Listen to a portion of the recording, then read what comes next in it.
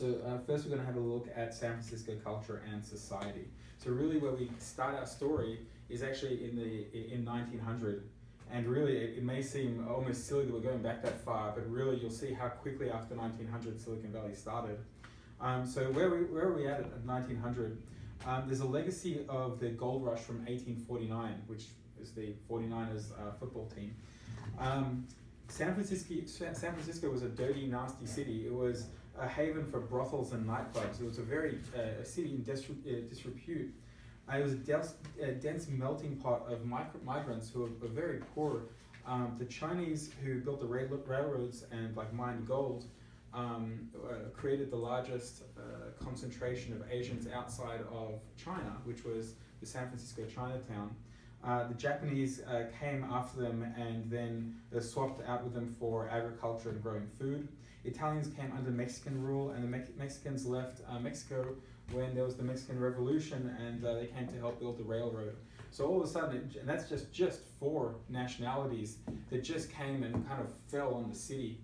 So where other cities were, especially throughout the Midwest, were primarily white, here you had just everything. Later on during the Second World War, we also had African Americans who came in for the to help with the defense jobs. Even as far back as the late 1800s, San Francisco developed a very rebellious nature, a very rebellious character. It had the first environmental protest in the United States with John Muir's Sierra Club. There was a dam that they were building, and they actually did the first environmental protest. There was the first anti-war movement during the U.S.-Spanish War by the Anti-Imperialist League, or kind of socialist/communist. It had the first socialist party to win a mayoral election inside of the United States, and it was the most unionized city in the USA, from the longshoremen and teamsters. So those are the guys who work on the docks with the ships. So you have a very rebellious city. It doesn't like rules, and it doesn't like being told what to do. It brought in 2 reformist governors for the state of California, which was Hiram Johnson in 1911, and he democratized California, and then William Stephens, who reduced the power of the unions. And they all tried to give more power to the people and take it away from the small ruling class. There used to be political barons who really presided over the state of California, and their power was greatly diminished by these people at the turn of the century. The city was very friendly towards the arts. It had a society of artists as early as 1902, and then around 1907 they put together the Oakland, California College of Arts and Crafts. That really started to bring other artists to the city. It was very attracting for them, the fact that there was lots of publications, there was a lot of like-minded people. They even downtown made a 4-story building called Monkey Block, and it became the epicenter of the bohemian lifestyle. So all of these things helped create this rebellious, creative, strange character of San Francisco that you've seen persists until today. And that created a fertile soil for the strange ideas of the startups. As you can see, the architecture is very different here. Architects were in high demand because of the railway barons, and just the massive amounts of wealth from the railways and the gold rush, and as well also the 1906 earthquake.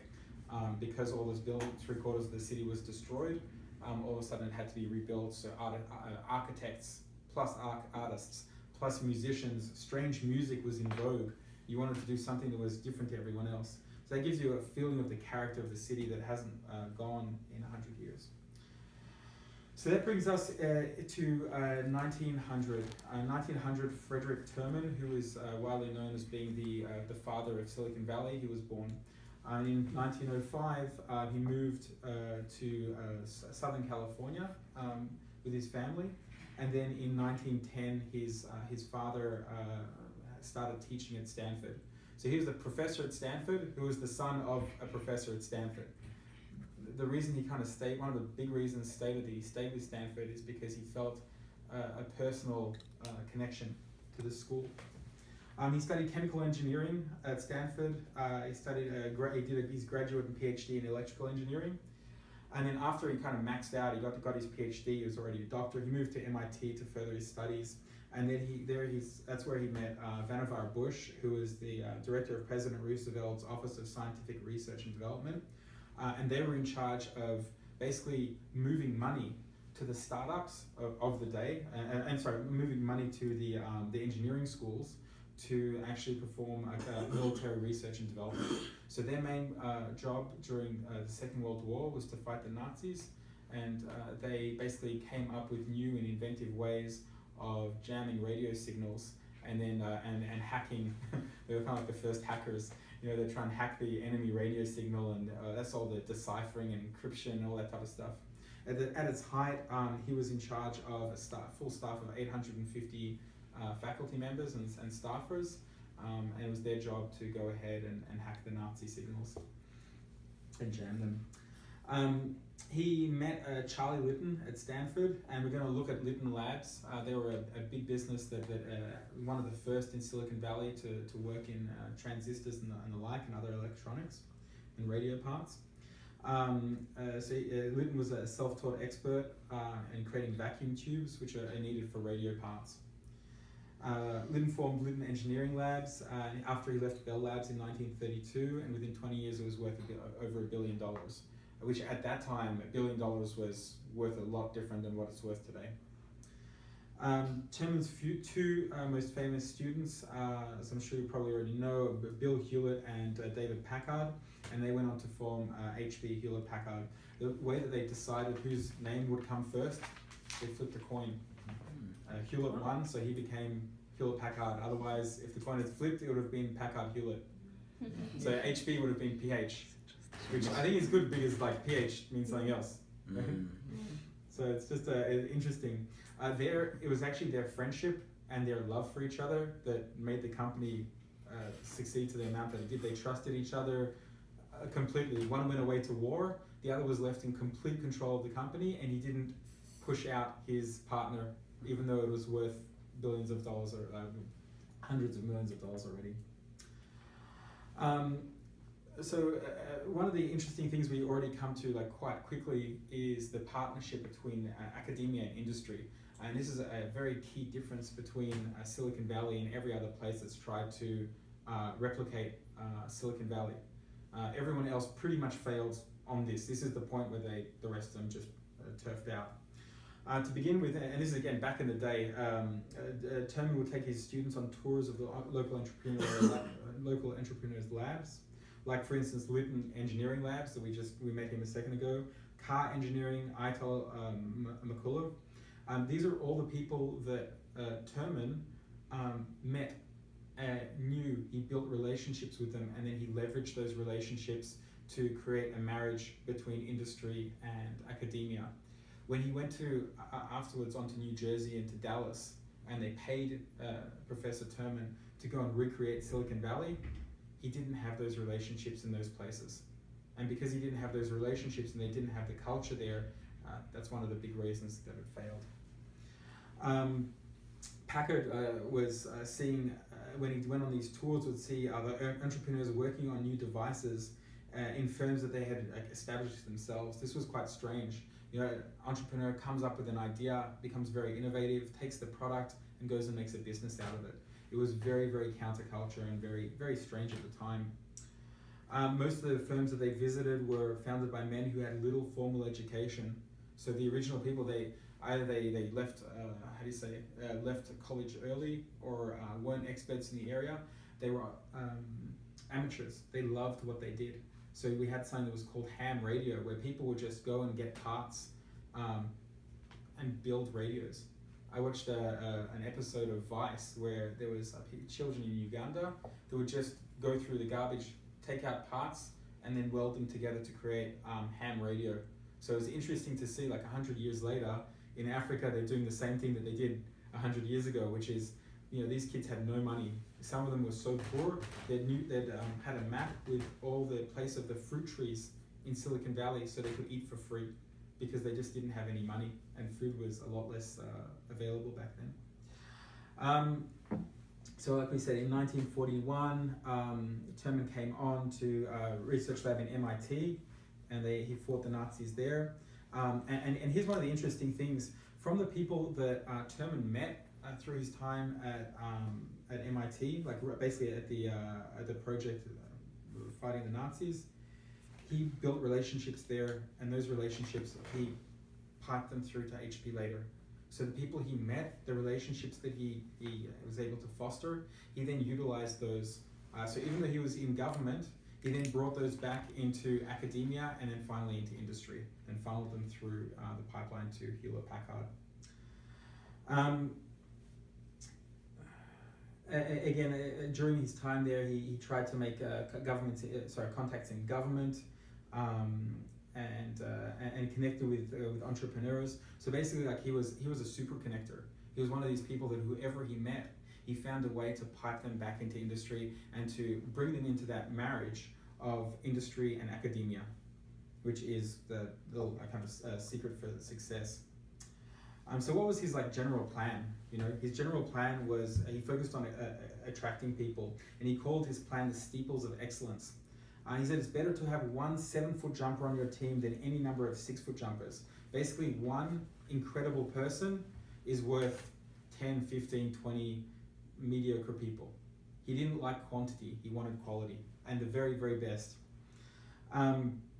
He'd rather have one staff professor than a group of merely good ones. And the steeples were small groups of experts who were leaders in their professions. And he wanted these people to be self-financing.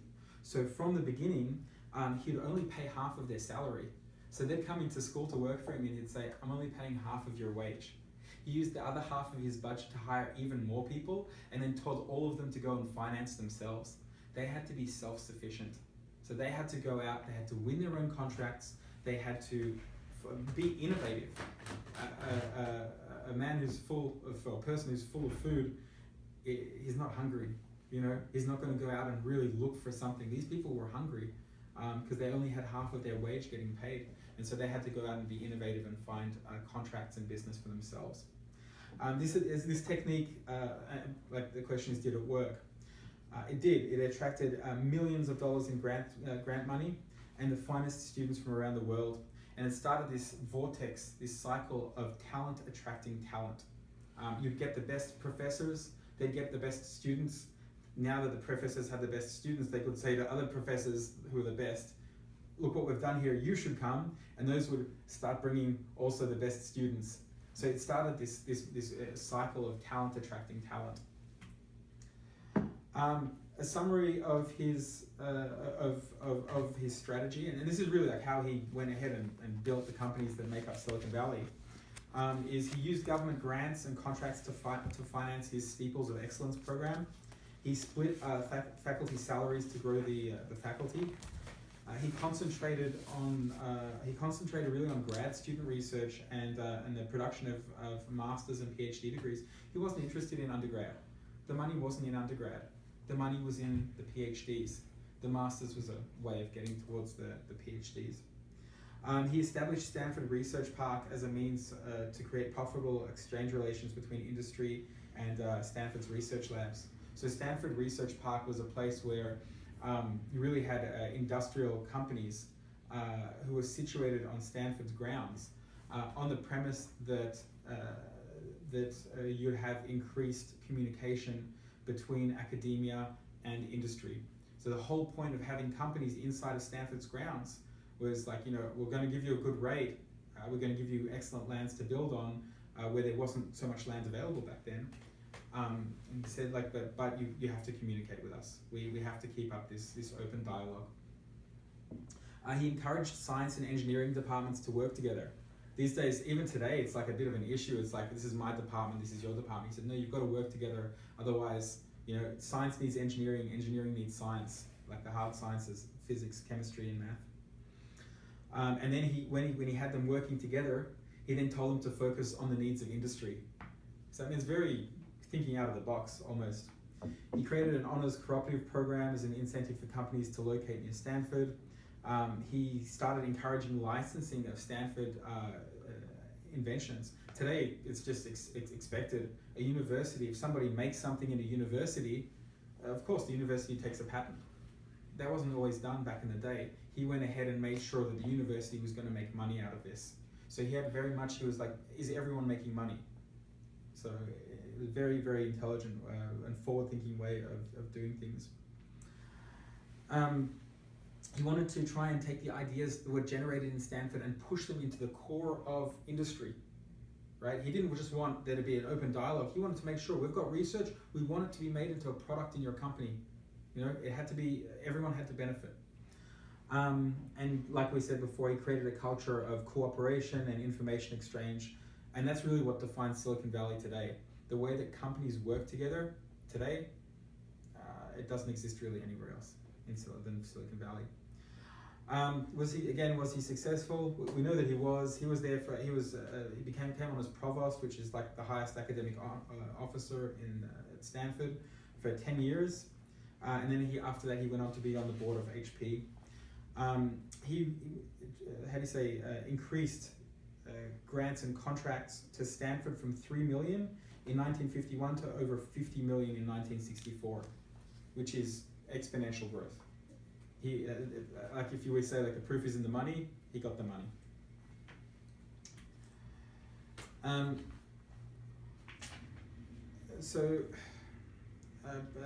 There's this issue of collaboration and cooperation between firms in Silicon Valley that isn't really done anywhere else. It's strange, and most other businesses say we won't do it. I'm going to give you a few examples of just trust and cooperation that we've seen here that we haven't really seen in other places around the world. So Packard took a year of absence to work in Terman's lab, and he met Russell Varian. And Varian was he was just a dirt poor student who, like we said before, he ate from the fruit trees and the nut trees. He had nothing to his name. Varian went on to, he was an electronics genius, and he invented the klystron tube, and that was used for integrated circuits, digital computing, radar detection, air travel, cellular phones, and microwave ovens. Pretty much one device that was used for everything for the next half century. And I think it's still in some ways used today, or I think that now it's an evolution of it, something that's a bit smarter. Packard worked at Klystron Labs. Packard worked at a Klystron lab at Littleton Labs, right? Littleton loaned his lab to Hewlett and Packard, and he also loaned it to Varian. So it's one person who sees a competitor, and instead of buying him out, instead of taking him down or stealing his invention, he loans his entire factory or loans his laboratory to Varian, so that Varian can go ahead and create this piece of technology that now got used in pretty much everything for the next 50 years. Today, no one would even do such a thing. So he loaned his lab to Varian. He also loaned it to Hewlett and Packard when they were starting up. So when they really had no place to go and nothing to do, they were working out of their garage. He also loaned them his lab. Later on, a fire went and destroyed all of Litton's factory. The whole thing was burned to the ground. Hewlett and Packard reciprocated and let Litton use their factory at nights. They could have just made sure that he never saw the light of day again. Instead, they decided to open their factory to him at night so he could rebuild his business. Craziness. Hewlett and Packard was instrumental in creating the culture of Silicon Valley, and half of the things that you saw yesterday inside of the startup offices, they implemented. They were management visionaries, and basically the way that they chose to do things is the way that got accepted and adopted as far as culture by everyone up until today. One thing that they did is called management by walking around. So instead of sitting in your office and waiting for someone to come to you with a problem, you walk around the factory and you engage people. Hi, how are you doing? How's your day today? What problems are you facing? Today we call that stand up, where you say basically at the beginning of every day in the startup, you say, here's what I'm working on, here's what's blocking me, here's where I need help. And that's what we do every morning in a startup. We go and do stand up, we say those three things. They came up with the open door policy, so any employee could take a problem to their supervisor or the next level up. If the employee still felt upset, they could walk straight into the offices of Hewlett and Packard. You could take it straight to them, and Hewlett and Packard would then mediate. So they try and be mediators, and really what they're trying to do is teach the lower supervisors better management skills. that was completely not acceptable anywhere else in America. It was taboo to walk into your manager's office and say, "I've got a problem." You get fired on the spot. They had a deep trust for their employees. They basically they legislated that all equipment parts rooms must be left open. The stock rooms must be left open. One manager one night left a lock on the room. Packard came in, hacked it off, and left a note saying, "Don't you dare do that again." Just weird. They were not a profit-centric company. They said, while it's important, it's not the sole objective of a company. And that remains today to be a very big thing inside of startups. Their real measure of success was how well their product worked and if the greater community actually liked it. They believed that profit would kind of come as a tandem to that. Something that was very, very strange between Hewlett and Packard was that it was like they were married, like a good marriage. They were in perfect harmony with each other. And that harmony created a friendship that lasted 60 years and created one of the most successful companies in American history. Next to, of course, Apple. Most of the other companies that actually exist in Silicon Valley come from Shockley Semiconductor. William Shockley was an engineer at Bell Labs. He won the Nobel Prize for his research. And in 1956, he moved to Palo Alto. His mother was very sick, and she was in the area, so he came to be close to his mum.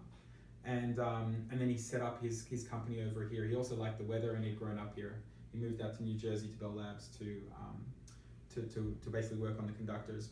The thing that he did very specially is that he made semiconductors out of silicon. Everyone else was making them out of germanium, and that was like that's where the name Silicon Valley comes from Shockley's silicon semiconductors. William Shockley was a brutal man. He was aggressive and he was unkind and he was very, very paranoid. So he had a lot of mental health issues.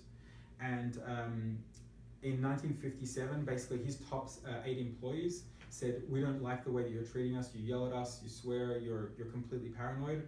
We're leaving to go and create our own company." And he called them the Traitorous Eight.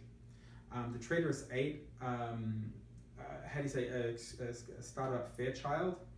And you had Gordon Moore, who came up with Moore's law of that every several years, the number of transistors on I've forgotten Moore's law, but it's like correct until today. Robert Noyce, basically Moore and Noyce, they went out and created Intel.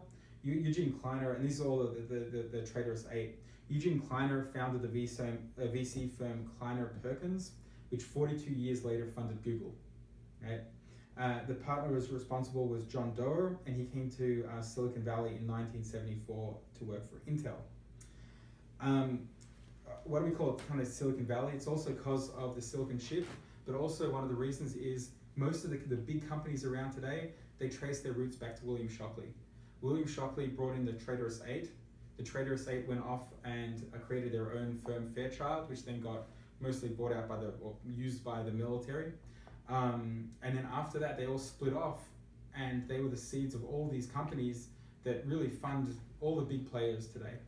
Most of the big players today somehow trace their roots. They're the descendants of William Shockley.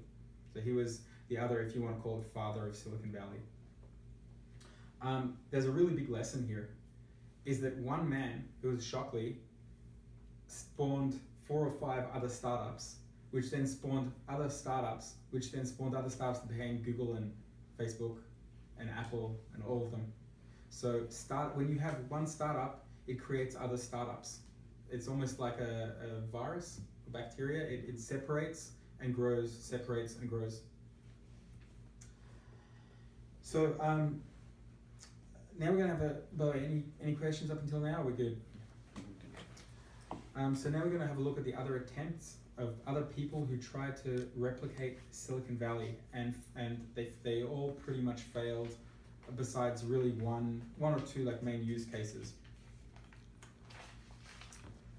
So New Jersey was the first to really try.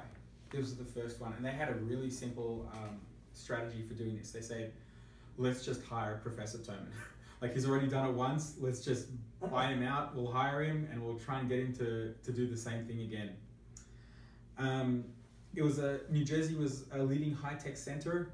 They had 725 companies like RCA, Merck, and Bell Labs, and they had the laboratories for them there inside New Jersey.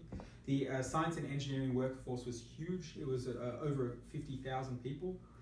Unfortunately, they did not have any prestigious engineering university like Stanford. They had Princeton, but Princeton University didn't like applied research. Anything that even smelled of industry, they didn't want to touch. That was rotten, that was bad, that was wrong. They didn't like it.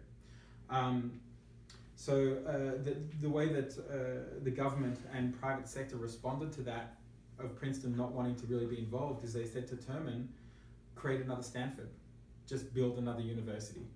And Terman tried, and Terman failed. Now, how could Terman fail at something that he was amazing at? He'd brought up funding from $3 million to over $50 million in funding at Stanford. He'd made it a worldwide success, so how could he fail a second time? And the answer was culture. He couldn't get the university off the ground because industry refused to collaborate. So before we talked about that marriage of industry and academia, here there wasn't even a divorce, there wasn't a marriage, they refused to cooperate. RCA refused to sign up for a partnership with Bell Labs. They said they're a competitor, we are not dealing with them. ESSO didn't want to share its best researchers with a university. They said, like, we're paying them, why should you get a benefit for us paying? Right? Merck wanted to keep their research money in-house and not give it away for free to someone else. It's our money. Why should you take our money for free? And basically, all the companies in that area, in the New Jersey area, they refused to work together with each other. So before we talked about Lytton, who he lent out his laboratory to Hewlett & Packard, he loaned his facility to Varian, and then when his place got burned down, Hewlett Packard let him use their place pretty much for free, let him use their place at nights. That was like collaboration. One was hurting, one was in pain, the others came in to help. And in that whole time, they shared their expertise, they shared their success, they shared their knowledge, they shared their failure. This, when they tried to do it in New Jersey, they said, no way, we are not working with our competitors, and it failed. Terman tried again in Dallas, but he failed for similar reasons.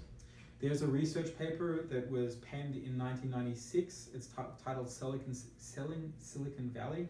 It's a tongue twister.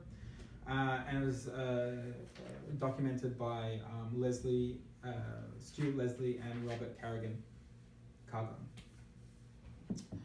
In 1990, people said, well, Terman failed, but that doesn't mean the rest of us will fail. So a professor at Harvard Business School called Michael Porter, he proposed a new method of creating regional innovation centers, this time around an existing research university. So his observation was that geographic concentrations of interconnected companies and specialized suppliers gave certain industry productivity and cost advantages. And basically he said that if you bring all these ingredients together, which is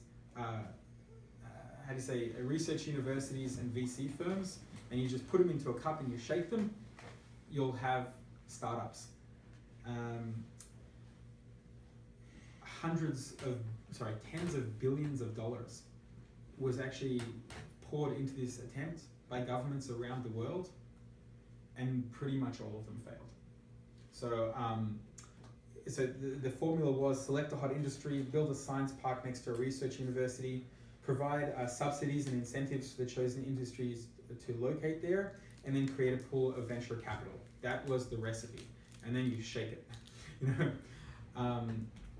That was tried in Ireland, in Cambridge, England, in Sofia, Antipolis, France, in Stockholm, Helsinki, Munich, Saperstein, Tel Aviv, Bangalore, Singapore, Taipei, Beijing, and Shanghai. All of them tried. The one kind of success that happened was Israel. The people who came out of the army there between the ages of 18 and 21, you're supposed to go in for a compulsory military service. You come out ready to take risks. You come out, especially with a high level of knowledge, already at the age of 21, because a lot of them work in high tech inside of the army. And they just had a very much a live for today attitude. They were ready to share with each other because they'd already done joint military service together. It was also one of those weird cultural mixes that led to success, which is why kind of Israel is known as the startup nation. It's a very good book about Israel. Mm. It's actually called Startup Nation. Mm. Yeah. Very on the way here. It's very, very fascinating. In fact, it talks about why Israel is extremely successful in startups. I mean, the same thing you've talked about the military, but also the history, the fact that they've got neighbors. Yeah, I remember you telling me. Yeah, no, I'll share that with our board. Because the fact that they've got neighbors, well, I'll halt it to them. And remember, in none of the Arab countries, Israel cannot export any of the goods to the Arab countries. Yeah. Wow. So that was some of the ingredients that made it extremely successful to this day. So they had a need to collaborate to get together. Absolutely. They were, how do you say, aggression on all sides, so they had to work together. And I wonder if some of you, that same formula sounds like it went through with even the Research Triangle. I mean, now it's probably more successful than anything else, so maybe at the time, but they definitely did that collaboration with the business park and the universities, and now it's going nuts. Yeah. So I think like recently they may have come forward, they're not Silicon Valley. Right. Totally. And that's the question of like, how do you create that level of success? Yeah.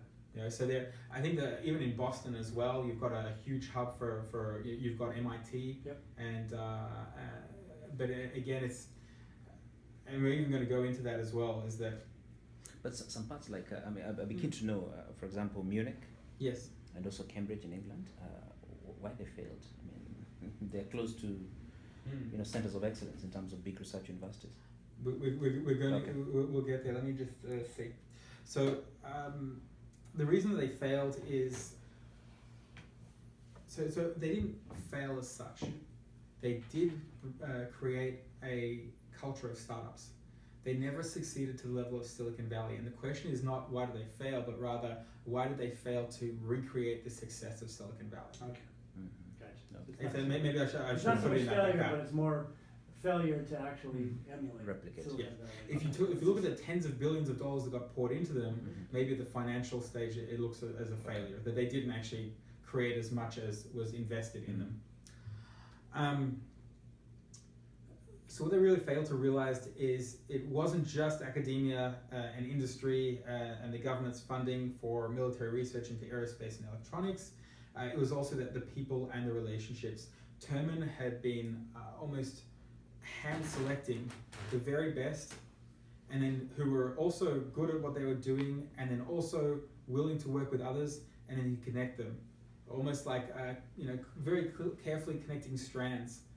So it was also like industry, and why a lot of industries refuse to work with academia is because they didn't have this one person there who was hand-picking connections and then connecting to them to somebody else, and then encouraging them to go and start a business together.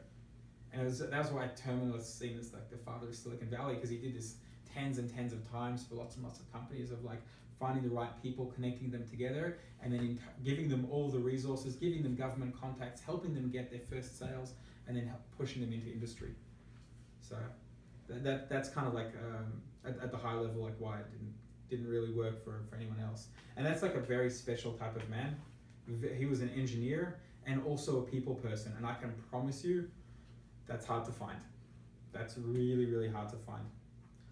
Boston tried as well. There's an entire book on it by Professor Anli Saxenian called Regional Advantage, Culture and Competition in Silicon Valley. And she wrote it in 1994. So back already in the 90s, this was an issue. They'd already tried several times by the 90s because the major industries had already achieved fame and fortune by the 1960s and 70s. So in the 1960s and 70s, Silicon Valley had already sold its silicon transistors and became so large. In the 60s and 70s, that's when they really tried to create New Jersey, Dallas, and then in the 1970s, even Boston. Until the 1970s, Boston was even ahead of Silicon Valley as far as startup, venture capital investments and startup activity. Its major advantage was it's on the East Coast. It's next to New York. It's next to MIT. It's next to like all those like major trading hubs. In 1980, they were probably around parity.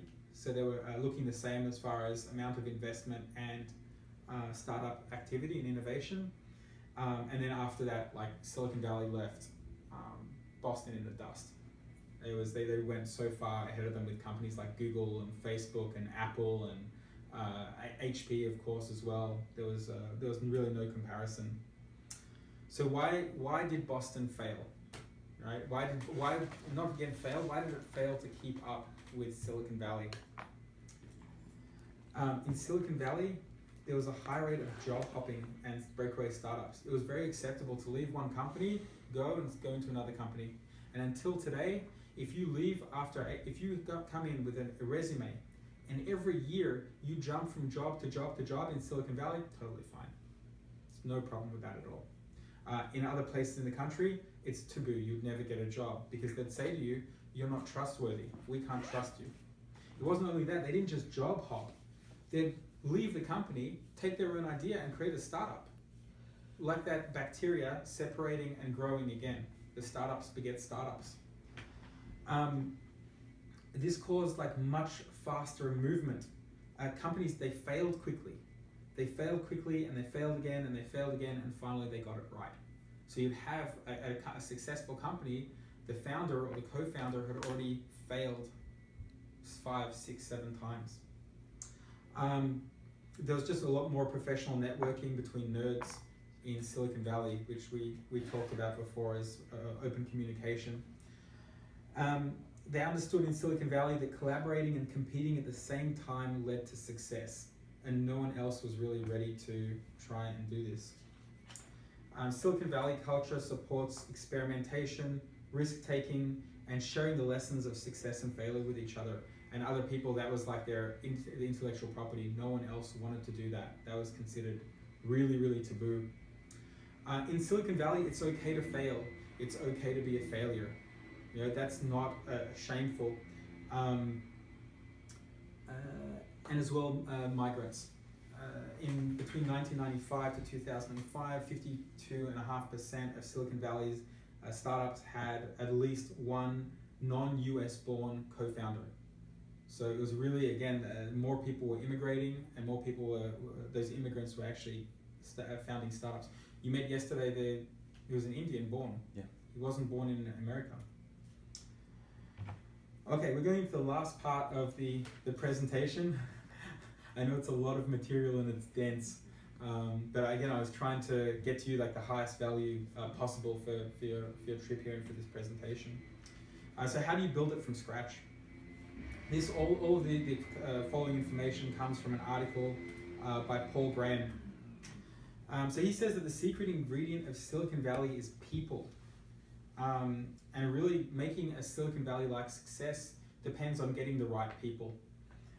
Previously, it was geography that would set the failure or success of a city. So you look at New York and Manhattan, like how come it's a success, and San Francisco as well?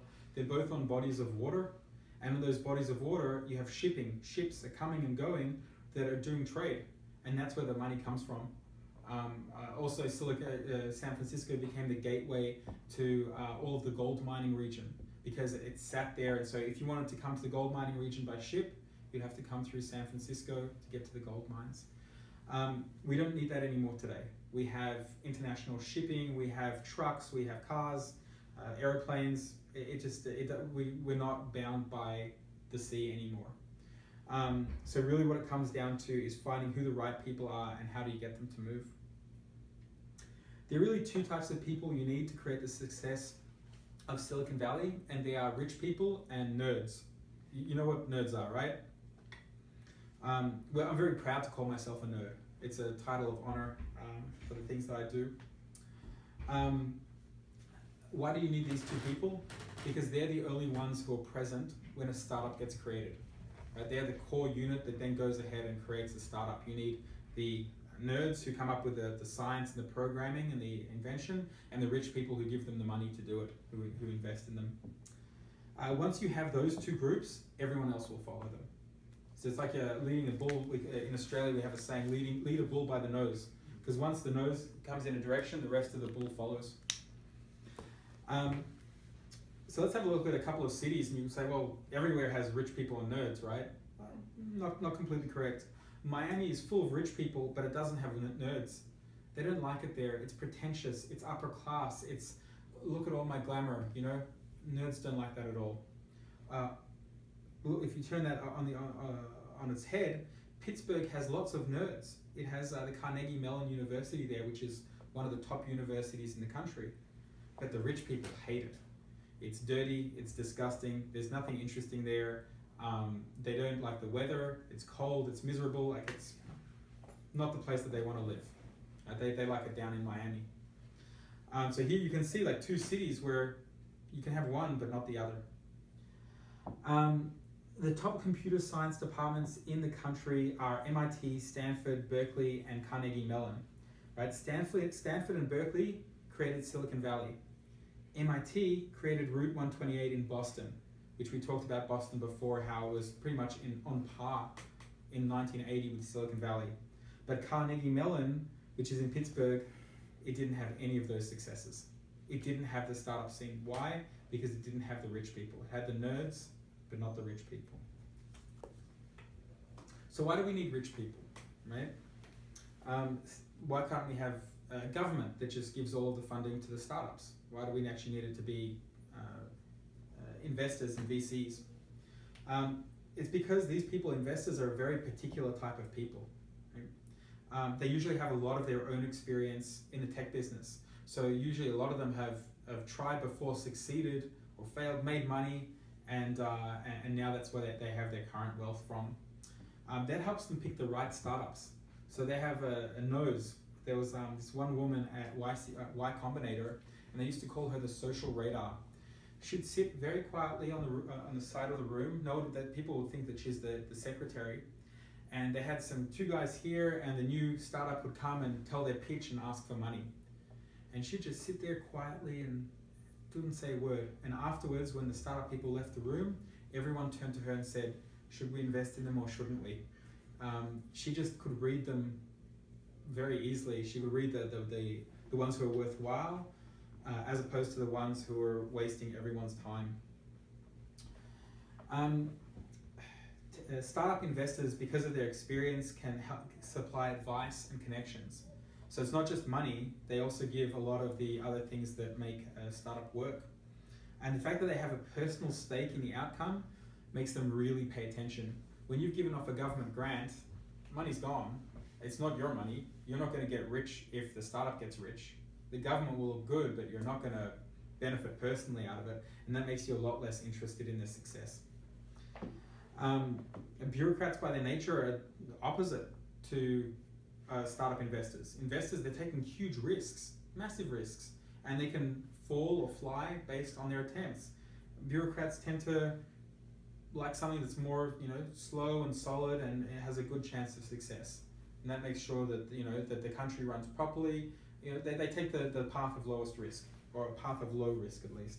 Startup investors take the path of highest risk for something that's crazy and probably won't work.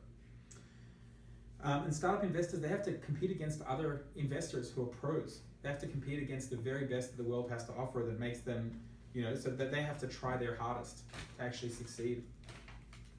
Even corporations who are not even government, right? They've got an in-house VC firm. Usually that VC group is forbidden from making their own investment decision, and they're usually only allowed to invest in deals where another VC firm who's reputable has already put money. So even corporations don't really do this at the proper level. It's not buildings that creates the Silicon Valley, right? So building office buildings for technology companies, it won't get you that success because the key stage happens before you've even gone and built the building. You saw the other day, you went into Hewlett & Packard's garage, right? All they had there was some parts, a garage, and maybe somebody giving them some cash. Do you know where they got their money from, by the way? It was from David Packard's wife.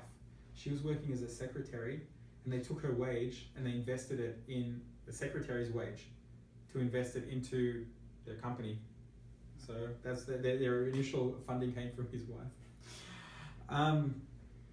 So it really, happens that the defining quality of Silicon Valley, it's not that Apple or Google or Intel have their offices there, but it's that they were started there.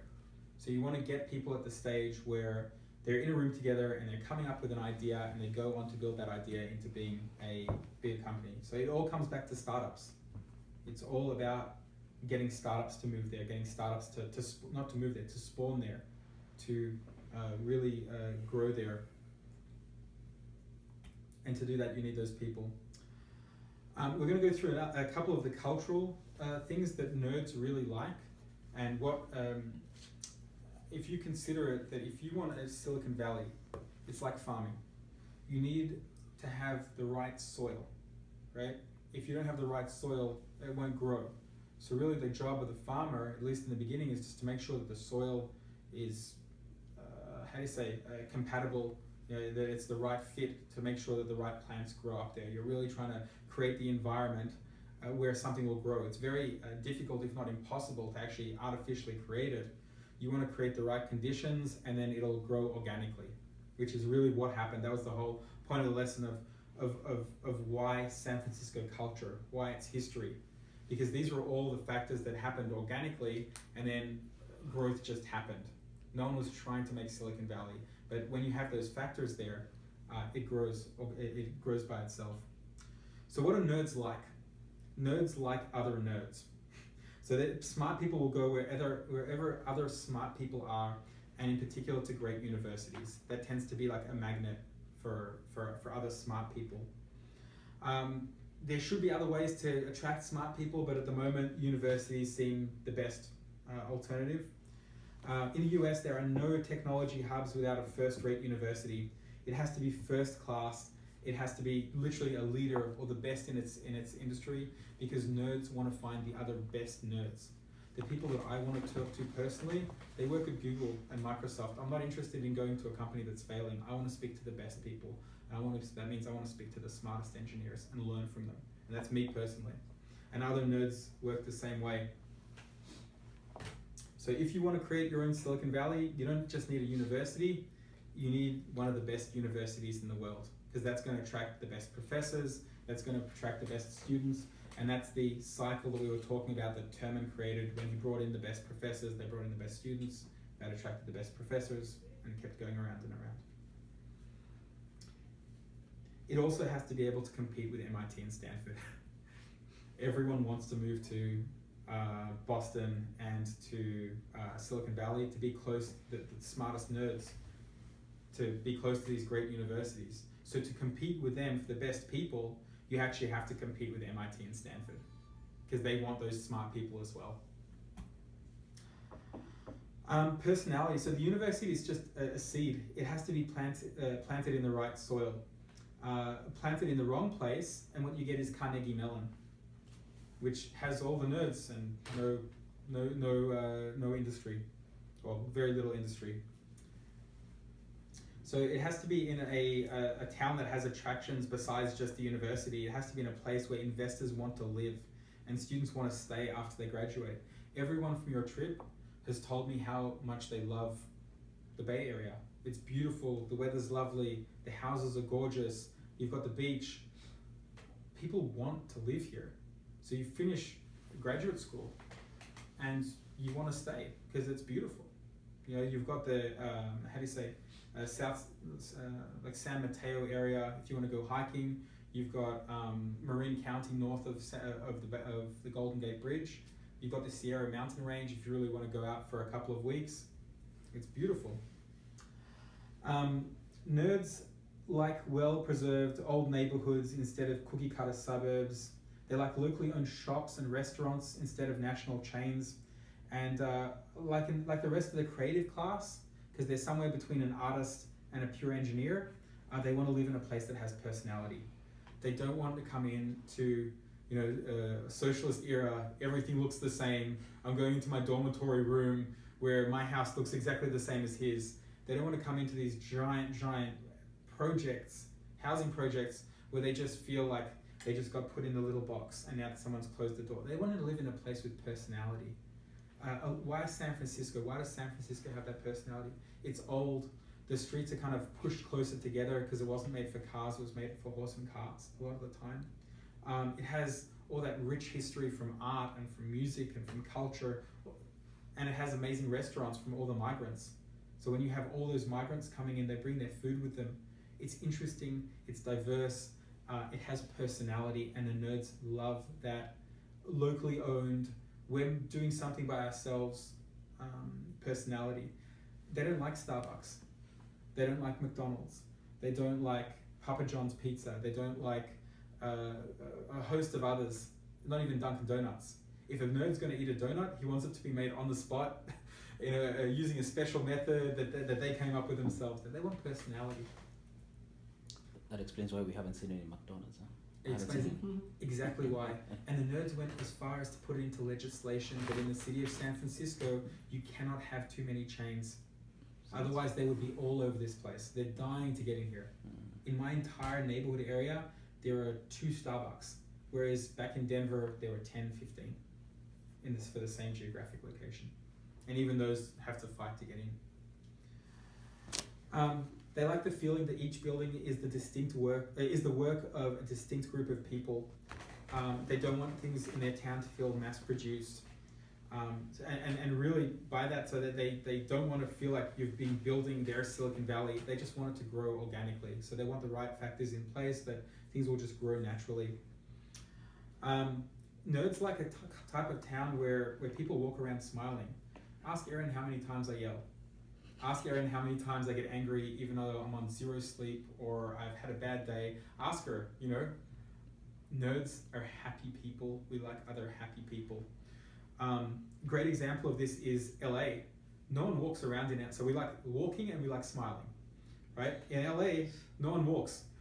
You'll get shot, and as well, I think even isn't it outlawed in LA to walk around after a certain time if you're under 18 years old? It could be in certain areas. I think there's curfew. Curfews in different areas. There's actually a curfew in LA. America, the country of the free. Not in LA, but probably in certain areas they do. So in certain areas of LA, you can't walk at a certain time of night. That's so claustrophobic. I feel almost insulted by that idea. They do it for safety, but for me it's terrible. As opposed to New York, where people walk around but they don't smile. No one smiles in New York. they what's it called? They want to smile. Maybe they're happy on the inside, but their body is so uncomfortable, that they don't smile. So we want a place where we can walk and we can smile. We want to be happy. We don't like angry people. We don't like stressed people. We don't like pressure. We like to be relaxed. That's why when you went to the office yesterday, lawn chairs, couches, open space, it's relaxed. Nerds do not care about glamour. To us, the idea of a cocktail dress is ridiculous. In New York, everyone has to wear a beautiful dress, a beautiful gown. For nerds, it's like, that's such a waste of money. It looks ridiculous and it's not comfortable, The idea of New York to most nerds is a mystery. We don't understand why someone will pay a whole ton of money for a dark, dirty, noisy apartment. It doesn't make sense. And yet every banker will pay $3,000, $4,000, $5,000 a month for a tiny little shelf where they can sleep in New York just so they can say, I live in New York. For us as for startup people, it's insane. It doesn't make any sense. Here we get the beach, here we get the ocean, we get the lovely weather, like it's worthwhile paying for something nice here. And we will pay to live in a place that we like. 2 or 3 slides left, we're nearly done. We're nearly there. But there got to be other nerds staying in that city. You'll not just pay for the sake of paying. There have to be other nerds staying in that city. Has to have personality, has to have walking, smiling, has to have interesting attractions, it has to be beautiful. These are all things that we care about, and where I'll speak to nerds from Germany, I'll speak to them from Brazil, I'll speak to them from the Middle East, even from Lebanon I spoke to one. We're all the same. Is that a community of nerds? Yes. So, global community? Yes. Okay. You definitely. I speak to people, there's places that we gather on Reddit, on Hacker News, there's places we collaborate and we talk to each other. We need to link the Kenyan nerds with that global community. That's a job in and of itself. Yeah. And then you have to convince them that you've got what they want. Yeah. In a way where you're not looking like you're trying to convince them. Like they don't want to know, they don't want to be told they're being led, Yes. because then they'll feel like you're in control. There's a game. There's a game to this communication. It's young people who start startups. If you're 40 and you've got 3 kids and you've got a wife who's she's on maternity leave, you can't afford to go and do a startup. Remember yesterday he said we only eat ramen, like it was the joke, and he was like, yeah, that's us. Only eat ramen, no money for food, no money for rent, work all the time. Usually your relationships don't last. Like it's what's it called? Your girlfriend will break up with you because she never sees you. And that argument also goes to as why Pittsburgh hasn't done as well, even though it has all these nerds, is because there's that lack of youth. I'm from a very similar area. And also the very few rich people that are there, they tend to be older, more established, more into manufacturing and very traditional industries to invest in, as opposed to, wow, this startup with all this tech and no. So there's a lot of conservatism that has kept Pittsburgh and similar cities that do have nerds from being able to compete. Exactly. It's cool. You need a place, so you can't have a lot, exactly what Aaron's talking about. This is my second point here. You can't have those people because they stifle the creation. If you go to your friend and you say, I'm doing a startup, it's crazy and it's probably not going to work, he's going to look at you. Are you crazy? Are you mad? Don't do it. You can't have that environment. You can't. It'll kill the creativity. So you need a place that tolerates oddness and the search for what's it called? And the search for crazy new ideas. You need people that it's okay to be weird. It's okay to fail. It's okay to be different and strange. And that's all of San Francisco. That culture of all the things we talked about. Most good startup ideas seem a little crazy because if they were obviously good ideas, somebody else would have gone and done them.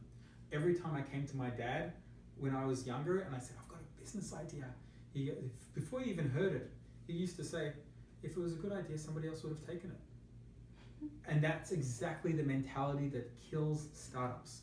You need to, I love my dad, he's the best, he's a good man, but he was wrong, because Google proved that he was wrong. So you need that atmosphere where it's okay to be weird and strange and to do things. To attract the young people, a town must have an intact center. This is a huge problem with San Diego. San Diego is now losing people to San Francisco. They're both in California, they both have lovely weather, they both have good schools, they both have military, everything. San Diego doesn't have a great center. And so the people, I read an article about it recently on Hacker News, that the kids are leaving and they're coming here because the center of the city here is really, really intact. 9 times out of 10, the American cities you visit, if not 9.5 times, the center is finished and all of the life is in the suburbs. Right? Now, who's living in the suburbs? The families. But startup people are not families. We're young, I'm not young anymore, I'm 36. They're young innovators who are ready to take risks and fail and go broke. And that does not exist in the suburbs. And the young people, that they don't want to be there. Being a single, I can tell you, being a single in a suburb full of married people with families, it's a horrible life. You want to be where there's something like downtown, where it's vibrant, go out for a show, go out for a restaurant, let's go date, 3 girls in the same week, go for drinks. This is the life of a single in downtown San Francisco. It's exciting and fun. And that brings us to the end of my presentation.